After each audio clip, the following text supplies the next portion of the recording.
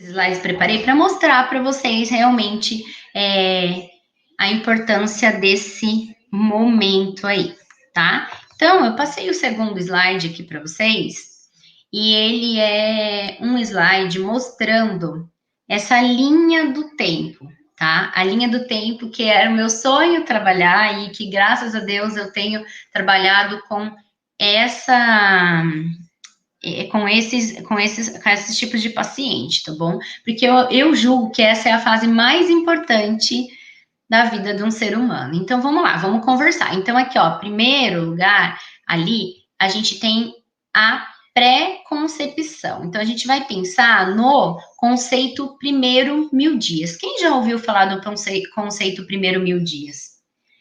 Primeiro 1000 dias, a gente fala que é aonde uma criança se desenvolve, um ser humano fica pronto, né? Ele é construído, né? Nesses primeiros 1000 dias. Antigamente falava-se muito nesse primeiro 1000 dias. Hoje não se fala só no primeiro 1000 dias, fala nos primeiros 1100 dias. Então, o que são os primeiros 1100 dias? Então, você vê ali embaixo, ó, pré-concepção. Pré-concepção precisa ser cuidada com pelo menos 100 dias. Por isso que aumentou esses 1000 dias para 1100 dias. Então, hoje já se tem um consenso de que a pré-concepção é muito importante para a formação de um ser humano, que é o que a gente está buscando, engravidar para formar um ser humano, né? Então, a pré-concepção entrou aí, agora ficou 1100 dias. Então, 100 dias da pré-concepção, tá? Que seria esse nosso projeto aí, preparando a casinha com a Nutri, tá? E 100 dias é o mínimo, que são 3 meses, tá? É o mínimo que a gente precisa se preparar. Muitas pessoas chegam super em cima da hora para preparar para engravidar. Eu também faço o preparo, mesmo em cima da hora, mas o ideal é que pelo menos 3 meses no mínimo. O ideal é 1 ano, gente, se puder, tá? Porque tem muita coisa para fazer. A gente vai conversar um pouquinho sobre isso, tá? Daí a segunda fase aí são os 270 dias da gravidez. Então, de tentante virou gestante. E daí qual é o meu projeto? Esse projeto meu que já está em andamento, que é o projeto Barriguinha de Amor, tá? Que é esse segundo projeto. Esse projeto já existe, a gente já trabalha com esse projeto atendendo muitas gestantes, tá? E esse Preparando a Casinha com a Nutri veio para anteceder o da gravidez, tá? E depois disso, a gente sabe que os primeiros 2 anos da criança são muito importantes, tá? Principalmente o primeiro ano, né, da criança nascida aí. Então, eu tenho esse projeto de introdução alimentar saudável e respeitosa para o seu bebê. Como começar a introdução alimentar? Quando, como, por quais alimentos? Então, assim, eu vou estar contemplando pelo menos até o primeiro ano da criança o acompanhamento. Então, desde antes do bebê ser formado, eu vou estar trabalhando com vocês, depois a gestação inteira, o bebê sendo, né, desenvolvendo ali dentro da barriguinha da mamãe, da barriguinha de amor, e depois, quando ele começar a comer, tá? Que é a introdução alimentar com 6 meses até 1 ano. Então, até 1 ano eu vou com vocês. Então, a gente vai contemplar quase todos esses 1100 dias. Daí, do 1 ano aos 2 anos, eu passo para uma colega me ajudar com esse acompanhamento nutricional, porque daí é mais focado na criança mesmo. Daí, né, no que ela vai continuar comendo, no que suplementar. Então, a minha intenção era contemplar esses 1100 dias, e isso agora com esses 3 projetos, que é o Preparando a Casinha com a Nutri, Barriguinha de Amor e o Introdução Alimentar Saudável e Respeitosa do Bebê, estamos conseguindo contemplar essa fase de desenvolvimento, né, da criança, a fase mais importante, com certeza, tá? Inclusive, hoje, depois daqui, às 2h30, eu tenho o cursinho de introdução alimentar com uma turminha grande, né, desse mês, formada, online também. Então, daqui a pouco eu vou para o cursinho de introdução alimentar ministrar uma aulinha também. São 4 horas de aula de introdução alimentar, dividido em 2 dias, tá? É bem completo esse curso. Então, é isso que eu queria falar para vocês sobre os 1100 dias, tá? Eles são extremamente importantes. Então, eu fiquei nesse foco, que é o foco maternidade, tá? Hoje esse é o meu foco, tá? É o foco de tentantes, tá? Gestante e depois introdução alimentar, tá? Esse é o meu foco hoje do meu atendimento, do meu nicho de trabalho, tá? Então, a gente contemplou 1.100 dias, que é a janela de ouro, a janela de oportunidades, a gente chama. Por quê? Tudo que você faz durante os primeiros 1.000 dias ou 1.100 dias de vida da criança, né? Com certeza vai ter total diferença no futuro do seu filho. O crescimento e desenvolvimento da criança nesse período dos 1.000 dias são maiores do que toda a vida. É quando ele mais vai crescer, tá? O seu herdeirinho aí, tá? Então, essa fase é uma fase considerada uma janela de oportunidade. Ó, olhando aqui, vocês vão entender, ó, aqui embaixo nessa figura, tá escrito, ó, o que aconteceu dentro da barriga influencia a saúde anos mais tarde. Isso se chama programação metabólica, tá? Resumindo, né, aqui, o que a mulher faz na pré-concepção, na gestação e depois nos primeiros 2 anos, influencia na saúde do bebê, não só dentro da barriga e depois fora, mas sim durante toda a vida, tá? Você está programando aquela criança, aquele ser humano, né? Tá? Aqui são os maiores detalhes para vocês que gostam de ler, tá? Então, a gente pode prevenir patologias no seu filho através da programação metabólica, que é cuidar desses 1.100 dias, tá? A gente pode prevenir essas patologias que vão ser expressas lá na vida adulta, né? Tá bom, né, gente? Tá. Certo. Então, aqui, o que é programação metabólica, né? É o que a gente falou, né? É a gente já, desde a barriga, calcular, né, tudo que o bebê precisa aí para lá na frente, na vida adulta, não ter doenças. Então, assim, se lá na gestação faltou alguma coisa, lá na pré-concepção, faltou algum nutriente, ou excedeu em alguma coisa, tanto nutriente quanto toxina, vai ter reflexo, não quando o bebê nasceu. O bebê vai nascer lindo, maravilhoso, mas às vezes quando ele for adulto. Ai, nossa, por que eu tenho alteração na tireoide? Nossa, por que eu tenho tendência à obesidade? Nossa, por que eu tenho essa e essa patologia? Muitas coisas foram pré-determinadas, sim, lá na sua concepção, lá dentro da barriguinha da sua mamãe. E hoje a gente vê isso. Quando eu faço anamnese com as minhas tentantes, quem é minha tentante aqui sabe, eu pergunto: como foi a gestação da sua mãe? Como foi? Com o que ela trabalhava? Né? O que ela diz que, como você nasceu? Né? O que ela diz que ela passou durante a gestação? Quantos quilos sua mãe engordou? Quais eram os sintomas que sua mãe tinha? E muitas vezes a gente associa os sintomas que a sua mãe tinha lá atrás com deficiências que você tem hoje, tá? Isso é comum de acontecer, tá? Na prática é bem mais interessante, vocês conseguem observar por meio da consulta, tá? Então, o que eu gosto muito de falar para vocês é assim, ó, seu bebê, ele vai morar 9 meses dentro da sua barriguinha, não é isso? Então, a gente precisa preparar essa casinha para ele, tá? Esse é o conceito. A gente é tentante, né? Se vocês são tentantes, é por quê? Para gestar, para engravidar. Então, esse meio, né? Esse seu metabolismo precisa estar preparado para receber um bebê, tá? Então, é isso que a gente vai conversar. Aqui, ó, é a mesma coisa. Eu usei essa comparação aqui da melancia, né? Então, a gente vai chegar na casinha aqui, que é o que a gente quer, onde o bebê vai morar.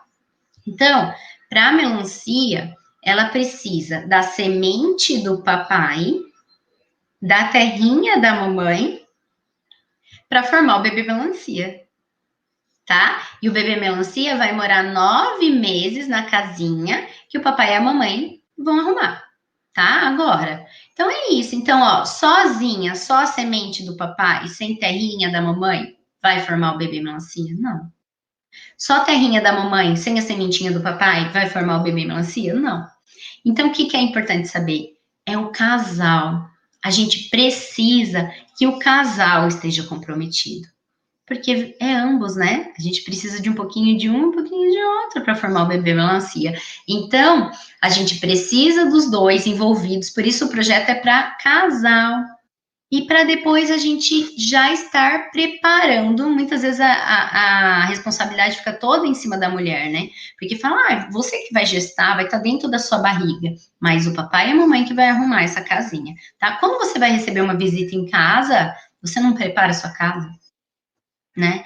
Você não arruma a sua casa, você não dá uma limpada, você não organiza, você não tira sujeira, não tira bagunça, né? Você não dá um espacinho maior ali no quarto de visitas, você não faz isso. Né? A gente se prepara para tanta coisa nessa vida. A gente se prepara para um vestibular, a gente se prepara para uma entrevista de trabalho e para engravidar. As pessoas estão se preparando para engravidar? Será? E esse é o projeto mais importante da vida de vocês. Então a gente precisa se preparar, tá? Então a gente muitas vezes a gente pega isso, ó, né? Querendo a gente às vezes tratar o peixinho, mas a gente precisa tratar o aquário.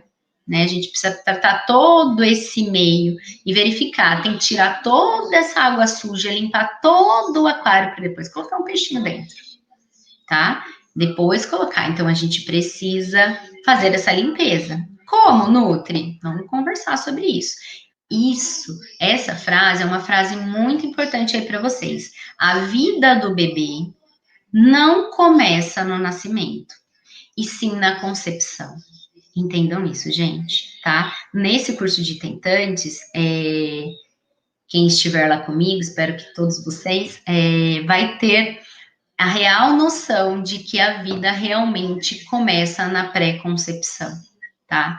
Nesse 100 dias anterior, principalmente, aí, é muito importante que o seu organismo esteja bem, do seu marido esteja bem, para que a gente tenha um bom resultado, uma boa gestação, uma gestação saudável, tá? Certo, aqui eu coloco esse slide falando assim para vocês, né? Se o bebê é formado por nutriente, né? A gente está se nutrindo, porque assim, o conceito é o seguinte: os bebês, né? A gente é feito de células, tá? De 100 trilhões de células. E cada uma dessas células são feitas de 44 nutrientes conhecidos. Se a gente é feito de célula e as células são feitas de nutrientes, o bebê é feito de nutrientes. Cada célula que tem que, né, se multiplicando é feito de nutrientes. E a gente cuida de tudo na gestação, menos de ir na nutricionista. Graças a Deus isso tem mudado, né? Mas menos de nutricionista. E o bebê é feito de nutrientes, né? Tudo no nosso organismo é feito a partir de nutrientes. E nesse curso vocês vão observar isso. Então, você está cuidando dos seus nutrientes? Você sabe qual nutriente você tem deficiente, qual você tem a mais? Né? Ou você toma um polivitamínico pronto lá, achando que está já suprindo todos os nutrientes. Não é assim, existe a individualidade, tá? Certo? Gente, deixa eu virar o próximo. Então, ó, cada nutriente ele vai executar uma função definida e intransferível, tá? O que a gente vai fazer? A gente vai construir, pensam comigo, a gente vai construir um bebê. Então, a gente vai construir lá um bebê, a gente coloca um tijolinho de vitamina A, um tijolinho de vitamina B12, um tijolinho de vitamina B9, um tijolinho de vitamina C, um tijolinho de vitamina K. Mas a K não tinha. Tudo bem? Então não coloca na hora da formação. Daí a vitamina E vai ficar faltando essa vitamina K. E um dia vai vir essa cobrança.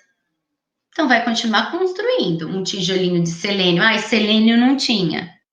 Nossa, mas selênio não tinha. Vou usar só o que tem aqui na construção, que a gestante tem no momento. Vou usar só esse tanto. O bebê vai nascer? Vai nascer, perfeitinho. Só que lá na vida adulta, ele pode ter uma alteração de tireoide, né? E cada nutriente tem um impacto. A B12 na cognição, o iodo, a deficiência de iodo, ele tem muita influência no QI. da criança, assim como o ferro, o estoque de ferro tem influência no QI, né? E assim vai indo, cada nutriente terá um impacto. A vitamina A tem muita influência na parte de visual, de visão, tá? Então, às vezes algumas gestantes falam, nossa, mas eu tô tomando um monte de polivitamínico, na minha outra gestação eu não fiz isso, né? Meu filho também nasceu bem, só que nessa você está fazendo a programação metabólica, está fazendo com que não falte nada para que na vida adulta não se desenvolva uma patologia, tá? Então, isso se chama programação metabólica, cuidar desses 1.100 dias nessa construção. É como se você estivesse construindo uma casa, gente.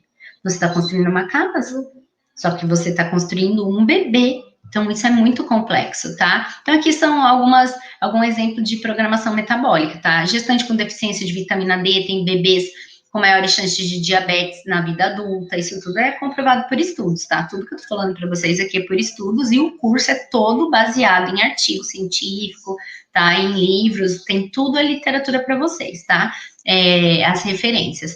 Bons consumo de ômega 3 leva o bebê a ter um QI maior e memória maior, porque o ômega 3 participa da formação cerebral, da parte de cognição, tá? Gestantes que fazem uso de probióticos, são os lactobacilos, têm bebês com sistema imune mais eficiente e com menos risco de alergia, né? A gente fala disso também no curso, né? Hoje, tanta criança nascendo com alergia alimentar, na nossa época não era assim, né? Hoje, todo lugar que você vai tem criança alérgica, tá? Não dá mais para você fazer uma festinha infantil e não ter um doce sem glúten, sem lactose, né, sem soja, não dá, porque você não sabe que se vai algum amiguinho que vai precisar disso, né? Deficiência do complexo B tem bebê com maiores chances de acúmulo de gordura, tá? São crianças depois e adultos que se tornam mais gordinhos, né, obesos, tá? E até alteração na pressão na vida adulta. E a deficiência de ferro reduz o QI em 10 pontos, gente. Então, tudo isso, na gestação, a gente pode fazer a programação metabólica. E não só na gestação, agora na tentante também. Então, a gente começa na tentante, porque muita gente chega só na gestação comigo. Só que daí não dá tempo de fazer tudo que a gente precisa fazer. Para subir o nível de nutrientes, por exemplo, para subir um ferro, é muito mais trabalhoso do que seria para subir um ferro na tentante, tá? E assim vai, tá? Porque daí você tá em 2 ali, né? Então, para subir os nutrientes. E esse aqui é um conceito muito legal, tá? Muito lindo, verdadeiro, tá? Que essa imagem é linda, né? É fascinante. O que ela nos diz? Ela nos diz que nós estamos gerando um bebê, por exemplo, aqui, ó, uma menina, né? Uma mãe está gerando uma menina que dentro dessa menina, ela já vai nascer com todos os óvulos dela. Quando essa menina nasce, todos os óvulos dela já nascem junto com ela. E ao longo da vida, ela vai gastando esses óvulos. Vocês sabiam disso, né? Ela vai gastando esses óvulos, tá? Não tem como ela criar novos, vai se gastando. Vai gastando. Então, é como se fosse uma poupança que ela só vai sacando, não existe depósito, tá? Então, vai sacando ao longo da vida. Então, quer dizer que essa menina aqui, que tá dentro da barriga da mamãe, se ela já nasceu com todos os óvulos dela, essa vovó aqui, que é a primeira mamãe, a maior zona, ela está gerando o neto dela. Entenderam? Por quê? Porque essa mamãe que está grávida, a primeira, ela está tendo a responsabilidade de fazer uma menina, que é a bebê, já com todos os óvulos dela, que será o neto dela. Porque o óvulo já está ali. Ela que está ajudando a formar. Ela que está pondo os nutrientes para formação de cada órgão, inclusive do ovário, né? Então, a responsabilidade é muito grande, porque a gente tem impacto em mais de uma geração. A gente fala que a gente tem impacto em 3 gerações, né? Por quê? Porque você está formando, né, essa menina com todos os óvulos dela, e muitas vezes a gente pega mulheres com reserva ovariana baixa, trabalhando com tentante, e a gente vai ver o estilo de vida dessa mamãe, quando estava grávida dessa tentante, não era legal. Então, impactou na formação dos óvulos dela. Então, é muito importante, tá? Então, na verdade, a gente é mãe até do nosso neto, a gente é mãe do nosso neto, porque essa formação aí, e esses óvulos vão se esgotando, né? Então, a gente entra com essa quantidade de óvulos,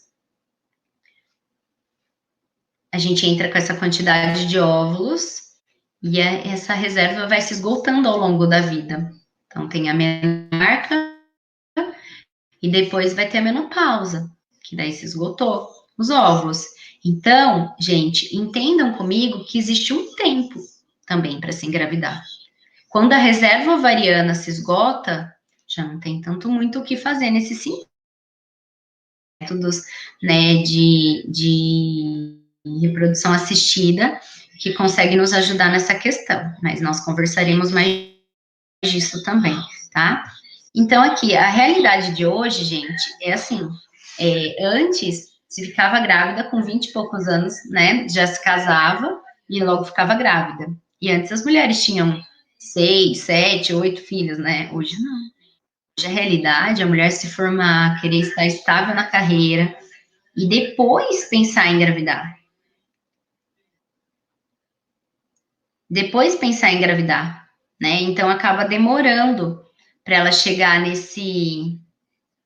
nessa definição, agora eu quero ficar grávida. E o que a gente tem visto é isso, né? Que isso tem acontecido depois dos 35 anos. E depois dos 35 anos, acaba que não é toda mulher que tem uma boa reserva ovariana, tá? Que a gente conversou, que não é toda mulher que consegue engravidar com tanta facilidade. Mas no curso a gente fala sobre os métodos, né, que a gente pode utilizar, natural, FIV, ovodoação, tá? Tem vários que a gente pode utilizar. Sempre há uma esperança, sempre há um jeito. Nós vamos procurar um jeito para cada um de vocês. Aqui, gente, ó, no Brasil tem sido frequente discussões a respeito dessa temática, né, da fertilidade. De acordo com pesquisas, a infertilidade abrange 278 mil casais em todo o território nacional. O número de indivíduos inférteis vem aumentando nos últimos anos, atingindo cerca de 30% dos casais em idade fértil. É uma quantidade muito grande, tá? Muito grande mesmo, tá? E vai crescer mais, tá? Infelizmente, porque a gente fala que a geração de inférteis ainda está por vir. Tá, então, porque é só olhar nossos adolescentes, o sono, radiação, aditivo, contaminantes ambientais, está tudo alterado. Então, vai vir uma geração de infertilidade aí, gente, infelizmente, tá? Nós temos visto muitos casos, mas vai crescer, infelizmente. Então, a gente precisa de cursos nesse sentido, como esse, por exemplo, que estamos lançando agora.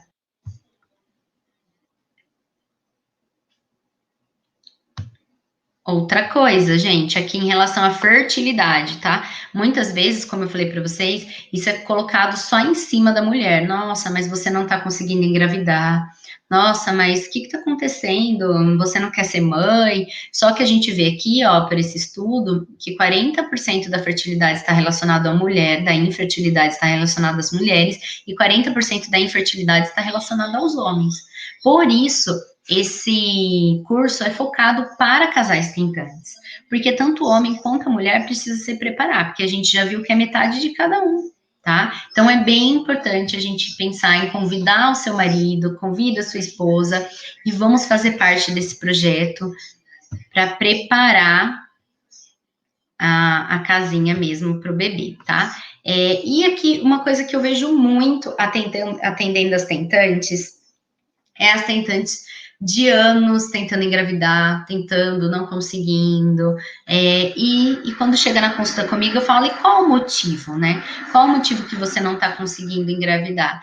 Ai, Nutri, eu fui diagnosticada com isca, né? Que é infertilidade sem causa aparente. Isso é muito comum de acontecer. Talvez alguns de vocês aí já tenham sido diagnosticados com isso. E eu falo que a pior dor é a dor da incerteza, né?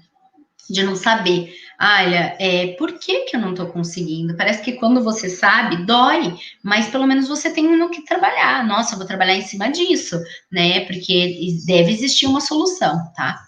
Então, a gente vai ver aqui um pouquinho sobre isca e sobre infertilidade. Ó, eu tô dando um guia aqui para vocês de presente, hein? Então, tentantes, vejam só se vocês já passaram por todas essas pesquisas, tá? Já fez espermograma? O marido já fez espermograma? Geralmente não chega, não é todo mundo que chega com espermograma e diagnosticado na isca, não sabe por quê, né? E cadê o espermograma do marido? Quantos espermogramas eu tenho pego e realmente não tem motilidade espermatozoide? Ou é espermatozoide que é a porcentagem de espermatozoide que anda para frente? Que tem isso também, né? O espermatozoide tem que andar, tem que ter motilidade e também ele tem que andar para frente. Então a gente tem que analisar tudo isso. A porcentagem de espermatozoide que anda para frente é pequena, e daí, né, é mais difícil se alcançar aquele óvulo. Então tem tudo isso, precisa ser analisado o espermograma. E assim, tem espermograma que eu pego, às vezes foi analisado e eu falo, gente, tem certeza que foi analisado? Tá ruim esse espermograma. Tá ruim, Nutri. Então, meu caso aí da infertilidade, o problema é o espermograma. No caso de algum de vocês que está ouvindo. Dá para melhorar. Ai, doutora Andréia, que lindo que ela escreveu. Assumir a responsabilidade pela saúde dos descendentes, cuidar da saúde da mulher e cuidar da saúde de todas as pessoas, cuidar da saúde de todas as pessoas. Que lindo, lindo, exatamente isso. Depois eu tenho uma surpresa para falar sobre a doutora Andréia, tá? Gente, então, o espermograma deu ruim? Nutri, agora o espermograma do meu marido realmente é ruim. Tem solução? Em alguns casos tem. Tem muito nutriente, tem muita suplementação que melhora o espermograma. Em estudos comprovados, tá? E a gente tem visto isso, tá? Verificar se as trompas estão abertas, os fatores tubários, ver trombofilia, fazer cariótipo do feto, verificar a endometriose, adenomiose, tá? Que é a endometriose dentro do útero, tá? Problemas endometriais, como endométrio fino, ou a flora do endométrio mesmo não está legal, endometrite, tá? O problema de implantação é muito recorrente, né? A gente vê, nossa, realmente, quando a gente faz análise da tentante, você está com problema na parte de implantação, tá? Então, analisar esse endométrio, o SOP, que é a síndrome do ovário policístico, muitas mulheres sem diagnósticos de SOP, aí, e tendo SOP, tá? Porque o SOP, ele você não tem SOP só se você tiver cistos no ovário, tá? Síndrome do ovário policístico, às vezes não tem cistos no ovário, mas você tem SOP, tá? Vou explicar sobre isso depois no curso, porque é uma síndrome, tá? E um dos sintomas é o cistos no ovário, mas pode ser que naquele momento você não tenha, mas você tem androgenismo, pelo no rosto, tá? Pelo fora do lugar, acne, queda de cabelo, tá? Vários quesitos aí, testosterona alta e entre outras. E daí a gente vai investigando o SOP, tá? Porque a SOP atrapalha, sim, na fertilidade. Mioma, sinéquia, tá? Cicatriz, desbiose. Gente, desbiose vaginal é tão comum da gente pegar. Às vezes eu pergunto na anamnese, e aí, você tem cândida? Tem infecção de urina, tarará? Cândida recorrente. Candidíase frequente. Nossa, eu tenho candidíase 4 vezes no ano, tá? E quando a gente tem cândida, tá alterado o nosso pH vaginal. E sabia que reduz 98,2 a motilidade do espermatozoide quando a mulher tem cândida? Porque o espermatozoide, ele não consegue andar, né, nadar ali em meio ácido, tá? Então, já diminui 98,2 a motilidade do espermatozoide. Então, você acha que essa mulher vai engravidar? É muito mais difícil, tá? Porque ela tá diminuindo a motilidade do espermatozoide quando entra dentro dela, tá? A cultura do espermograma não é para avaliar só o espermatozoide se ele vai para frente ou não, é ver também a cultura, ver se não tem nenhuma bactéria, fungo, Quimioterapia também, né? A gente faz análise para ver o que ficou da reserva ovariana, fatores hormonais, progesterona. Muitas mulheres não mantêm a progesterona para a fase lútea. A prolactina extremamente alta também é um dos fatores, tá? LH e FSH, tudo isso descompensado, além de problemas tiroidianos. A gente sabe que a tireoide melhor para tentante é de 1 a 2,5. Tá? Fora isso, muitas vezes a gente olha e fala, tá normal, mas não está ótimo. Vamos tentar ver se ela melhora? Como? Precisa tomar remédio? Não, muitas vezes não precisa, vai depender do seu endocrinologista. Mas muitas vezes com nutrientes a gente consegue melhorar a função tiroidiana, tá? Doença autoimune é muito frequente acontecer, né, da gente acabar descobrindo aí uma doença autoimune quando tá nesse grau de infertilidade, né? A Hashimoto é muito comum acontecer comigo, as pacientes chegam, nunca foi investigado Hashimoto, que é a tireoidite de Hashimoto, que é a autoimune da tireoide, e a gente descobre que essa paciente tem doença autoimune da tireoide, que é o Hashimoto, e isso tem dificuldade na fertilidade, atrapalha sim a fertilidade, tá? E daí a gente vai ter que otimizar a tireoidite Hashimoto, né, para entrar em remissão sendo tentante, entrar em remissão dessa doença autoimune para depois virar gestante. Isso é comum, muitas não investigam. O antimileriano, acredito que muitas de vocês já fizeram esse exame que é para ver a quantidade de óvulos, né, a sua reserva ovariana. Ele é interessante, tá? O antimileriano. No curso a gente vai estar falando para quem é interessante fazer, né? Porque você ali tem um parâmetro. Nossa, eu tenho que ter pressa? Não, eu não tenho que ter pressa, ainda óvulos para mim, como a gente conversou, né? A gente nasce com uma quantidade de óvulo e vai sacando dessa conta. Uma hora isso acaba. Isso não tem aviso prévio, né? Olha, tá acabando. Então, o antimuleriano seria para isso, tá? O HAM, que tá escrito aí. Doença sexualmente transmitível também interfere na fertilidade, fatores inflamatórios aumentados, tá? Isso é o que mais tem, né? A pessoa chega com fatores inflamatórios aumentados, PCR alta, não sabe por quê, fibrinogênio alto, ácido úrico alto, tá?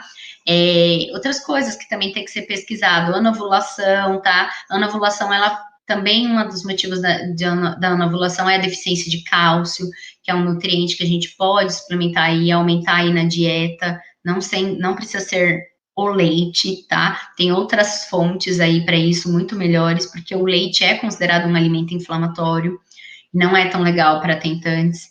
O domínio do seu ciclo menstrual, muitas mulheres que chegam para mim não dominam o ciclo menstrual e é tentante, tá? Causas alimentares, muitas vezes a gente não dá tanto valor para isso. Nossa, mas será causas alimentares? Sim, alérgicos, a gente tem estudos mostrando que atrasa a gravidez, porque aumenta a inflamação, porque você está com alergia de alguma coisa que está entrando no seu organismo não está gostando. Intolerâncias alimentares, tá? A doença celíaca, a gente descobre muitas pessoas com intolerância ao glúten, ou mesmo depois vai ao médico e vê que era celíaco e não sabia. E isso causa aborto de repetição, muitas vezes, parto prematura, deficiência de nutrientes, tá? Porque o celíaco não consegue reter tantos nutrientes. E não sabia, tá aí tentando engravidar sem investigar tudo, né, antes. E por anos e anos. Alimentos que atrapalham na fertilidade, a gente vai falar no curso também, tá? E a obesidade, ela aumenta os fatores inflamatórios e daí acaba que a gente vê que é mais difícil de engravidar, tá? E a gente vê que reduzindo 5% só do IMC aí, a gente já consegue uma melhora na fertilidade. E nesse curso eu tenho certeza que muita gente vai emagrecer junto aí, que eu vou orientar tudo como fazer, tá? E deficiência de nutrientes, porque o que a gente mais pega é a obesidade com deficiência de nutrientes, tá? A pessoa come, mas não se nutre. Tá comendo muita comida, mas não está se nutrindo. Então, a deficiência de nutrientes é bem importante. E as deficiências nutricionais em si, quando a gente faz o primeiro exame de nutrientes, a gente lê com o paciente e fala o quanto de nutriente ele está deficiente, eu falo, não acredito. Muitas vezes a pessoa come bem, come saudável, fala, não acredito que eu estou deficiente de todos esses nutrientes. Gente, hoje o nosso solo não tem mais quantidade de nutrientes que tinha antigamente, né? Hoje, a monocultura, hoje a galinha, A galinha da gente não vive solta, a vaca não vive solta, né? Se a gente for ver os animais, a galinha não cisca, mas a vaca ela fica presa, né, em lugares minúsculos, ela não pasta, então tem tudo isso, não pega sol muitas vezes, então não vai ser a mesma quantidade de nutriente, não adianta a gente querer comparar antigamente, tá? Nossa, porque, né, antigamente conseguia-se sem suplementação vitamínica, hoje não é a mesma coisa, os alimentos não são os mesmos, precisamos dele, mas só com eles muitas vezes não é suficiente, tá? Estilo de vida, nossa, como impacta na fertilidade. E toxinas ambientais. Toxinas ambientais impactam muito também a fertilidade. Por quê? Teu corpo vai falar, nossa, não estou preparado para engravidar. Eu não estou preparado para gerar uma criança. Eu não estou preparado para gerar uma vida. Você tem que mostrar para o seu corpo, olha, agora eu tirei todos esses, né, essa lista, esse checklist que eu fiz aqui com vocês, agora eu estou 100%. Daí seu corpo vai falar, agora você pode engravidar, tá? Muitas vezes é isso, o seu corpo, ele tá querendo proteger esse feto, tá? Porque sabe que se você chegar a gestar, muitas vezes essa gestação não vai ser de qualidade ou não vai para frente, vai acabar tendo um aborto. Você já investigou tudo isso que tá aí? Fica essa pergunta para você. Ou tem coisa que agora acendeu uma luzinha para você? Nossa, isso eu não investiguei. Será que realmente você está com isca? Infertilidade sem causa aparente? Ou será que você está com infertilidade sem investigação aparente? Tá? Então, é para isso que a gente está criando esse curso de tentante, para mostrar para vocês que tem muita coisa para investigar e muita coisa para trabalhar e muita coisa para limpar nessa casinha aí, tá? Então, aqui, seguindo, foi um presente para vocês mesmo, um checklist para vocês fazerem, tá? No curso ele está mais completo, mas eu já queria deixar alguma coisa para vocês terem uma noção. Identificar o processo de envelhecimento ovariano também, né? Então, lá no curso a gente vai falar quais exames que a gente consegue ver o envelhecimento ovariano, fora o antimuleriano, tá? E além do envelhecimento ovariano, da reserva ovariana, da quantidade de óvulos ali, a gente também tem que ver a qualidade desses óvulos, tá? E essa qualidade vai depender do seu estilo de vida e do teu metabolismo. E hoje a gente fala subfertilidade, tá? Esse é o termo mais aplicado aí do que infertilidade, porque infertilidade é um termo muito pesado, né? Então, muitas vezes, você não tá com infertilidade sem causa aparente, você tá com uma subfertilidade, você tá precisando melhorar a sua fertilidade, dentro de todos os itens que a gente já conversou ali, tá bom? E às vezes, o que eu vejo muito é muitos casais indo para FIV, eu acho super legal, super apoio, e tem casos que realmente tem necessidade, tá? Congelamento de ovos, também acho super prudente, mesmo porque a gente conversou que pode ser que seus óvulos estejam esgotando, congelar aí uma parcela, eu acho muito interessante, e assim, só um adendo que eu queria fazer. Às vezes, né, o que eu vejo é muitos casais indo para FIV uma sequência de vezes, uma atrás da outra, né, e não dando certo, não dando certo, e eu falo assim, dá um passinho para trás, volta, vamos cuidar com a nutrição primeiro, vamos investigar todas essas causas que a gente falou, e daí depois você faz uma próxima FIV. Vamos esperar? Se as outras não deram certo, e eu chego, por que que não deu certo? Muitos não sabem, não sei por quê, né? Então, vamos arrumar toda essa casinha e depois a gente vai para a FIV, né? Essa é uma ideia, tá? É o que eu estou tentando fazer aqui. Gente, uma coisa que eu gosto de falar também é em relação à parte emocional, tá? A infertilidade ou a subfertilidade, que a gente sabe agora que esse é um termo mais correto, ele é a causa de depressão, e principalmente nas mulheres, tá? E a depressão em uma mulher considerada aí, né, com infertilidade ou com dificuldade para engravidar, é semelhante a uma depressão em mulheres com doença cardíaca ou com câncer, tá? Então, é uma depressão que não é brincadeira, gente. Uma depressão brava, triste, todas são, né? E precisa ser tratada. Então, o acompanhamento psicológico é extremamente importante aí, tá? não é frescura, e estar, né, no controle do estresse. Fertilidade feminina e masculina tem muita relação com nutrição e nutrientes, tá? O começo de tudo, né, ali. Então, a gente vai ver nesse curso cada nutriente. Nossa, o cálcio faz parte da implantação. A vitamina D também é muito importante na implantação. Então, às vezes, estou fazendo FIV, não tô conseguindo a implantação correta. E aí, chega para mim com uma vitamina D de 12. E aí? Faz parte da implantação. Ou chega com um cálcio baixíssimo, tá? Com relação de cálcio com magnésio ruim. Então, gente, nutriente tem muito a ver, sim, porque um bebê é formado de nutriente, tá? A perda gestacional, infelizmente, né, tem ocorrido muito e a gente pode tentar amenizar aí essa dor. Tá? Então, o que é o projeto? Casal buscando saúde juntos. Nós vamos falar como montar um plano alimentar adequado para otimizar a fertilidade, como escolher industrializados do bem, como ir ao mercado e saber o que comprar, o que não. Nós vamos falar também nesse curso, alimentos chaves para fertilidade são importantes para ter aí na tua casa e os alimentos contraindicados para fertilidade. Existe isso também, tá? Então, tudo isso vai ser abordado nesse curso e é bem melhor porque você vai fazer em dupla, vai fazer você e seu marido. O que eu vejo muito é a mulher fazendo e o marido assim, ó, braços cruzados, né? E assim, a mulher lá tentando comer tudo certinho, o marido na pizza, no lanche, no refrigerante. Gente, não, a gente precisa de ajuda. Vocês são mais fortes juntos, tá? Vamos preparar a casinha junto. Essa é a proposta desse curso, tá bom? E também a gente vai falar como melhorar espermograma, como melhorar antimileriano, a reserva ovariana, tudo isso dá para ser melhorado, a qualidade dos óvulos, tá?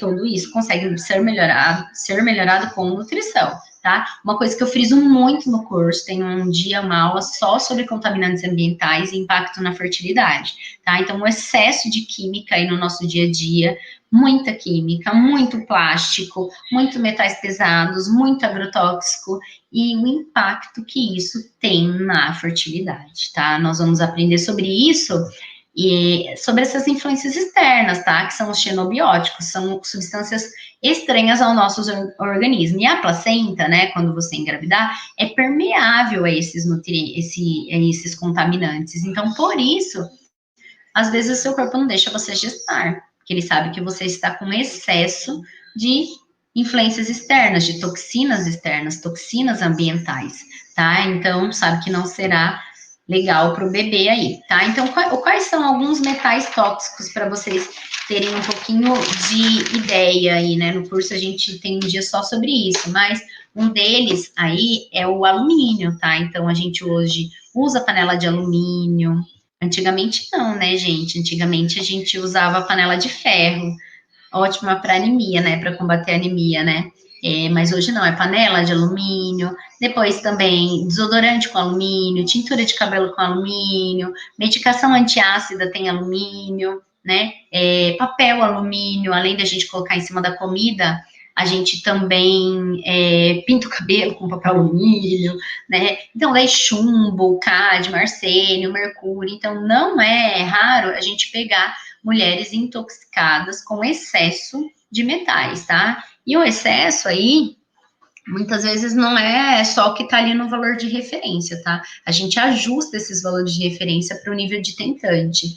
E hoje a gente sabe que a exposição aos metais pesados são relacionadas a distúrbios neurológicos, hematológicos, imunológicos e endócrinos, tá? Então, tem muito a ver. Ó, os níveis de mercúrio, chumbo e alumínio no cabelo dos pacientes autistas foram significativamente maior do que os controles. Então, e hoje a gente tem muitos estudos mostrando que o alumínio, né, e o chumbo e o mercúrio, principalmente o alumínio, ele tem muito impacto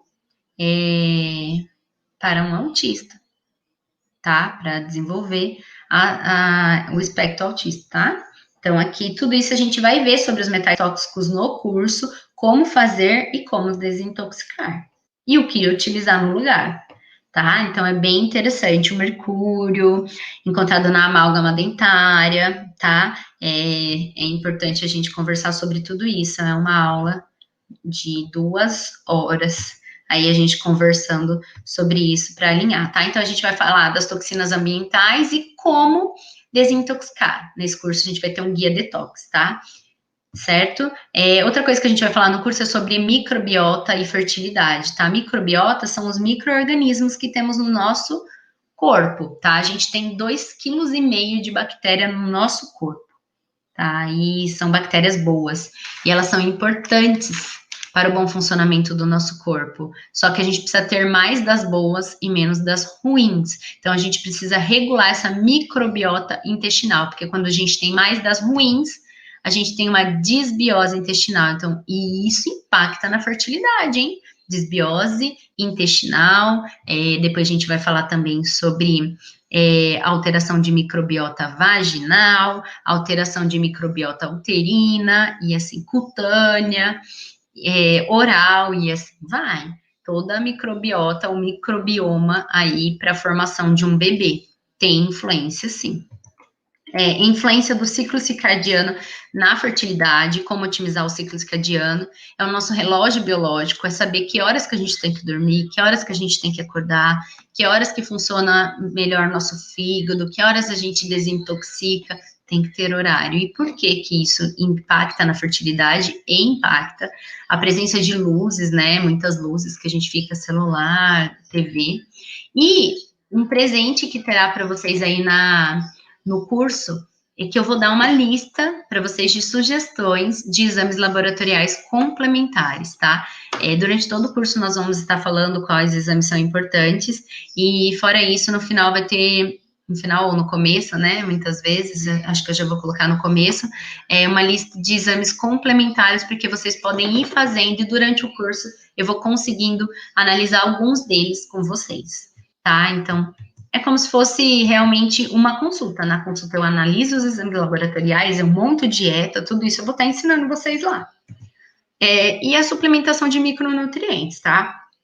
O tempo todo do curso nós vamos estar falando, olha, eu preciso suplementar tal nutriente para diminuir tal coisa, para melhorar tal motivo da fertilidade. A gente vai estar enumerando quais nutrientes e quantidade de nutrientes para fazer essa suplementação, tá? Então, eu vou estar dando dicas sobre suplementação o curso inteiro, tá? E vocês podem estar mandando manipular, suplementando, eu tô ali para orientar vocês, é como se fosse uma consulta, tá? Aqui tem algumas coisas falando, né, da prevenção do autismo, com suplementação vitamínica aí na mamãe, na gestante, tá? Aqui também é um artigo sobre autismo, e lá tem vários, tá? E é bem importante a gente falar sobre isso, por conta da epidemiologia do autismo, né? A gente sabe que, deixei até anotado aqui para vocês, que em 1960, para cada 10 mil crianças nascidas, uma era autista. Depois, em 1980, para cada 2.000, uma era autista. Caiu. E agora, em 2020, para cada 59 crianças que nascem, uma é autista. E em 2030, para cada 4, a previsão, para cada 4 nascidos, uma será autista. Por quê? Por quê, gente? Porque não estamos cuidando do 1.100 dias. O autismo se cuida no 1.100 dias, nessa janela de oportunidades, tá? É aí que a gente cuida, tá? E por que mudou tanto? A genética mudou nesses 50 anos? O genoma mudou? Não mudou. Continua igual. Por que mudou? O que mudou são as toxinas ambientais, a alimentação, é isso que mudou, porque a genética é a mesma, tá? Então, tem muita influência do meio em que a gente vive, do que a gente faz. Então, gerar uma criança é muita responsabilidade, é muito importante. Então, em todo o trabalho de tentante, de gestante, a gente fala, sim, sobre prevenção de autismo, com vitaminas, com minerais, né? Porque são junção de várias coisas, excesso de alumínio, a gente já falou, excesso de alguns nutrientes, que eu não vou citar aqui, porque sem orientação não vai ser legal para vocês, tá? Então, no curso a gente fala abertamente sobre isso, que daí vocês conseguem uma maior orientação. Então, nos preparamos para tudo, já falamos disso, né? Então é muito importante a gente fazer a programação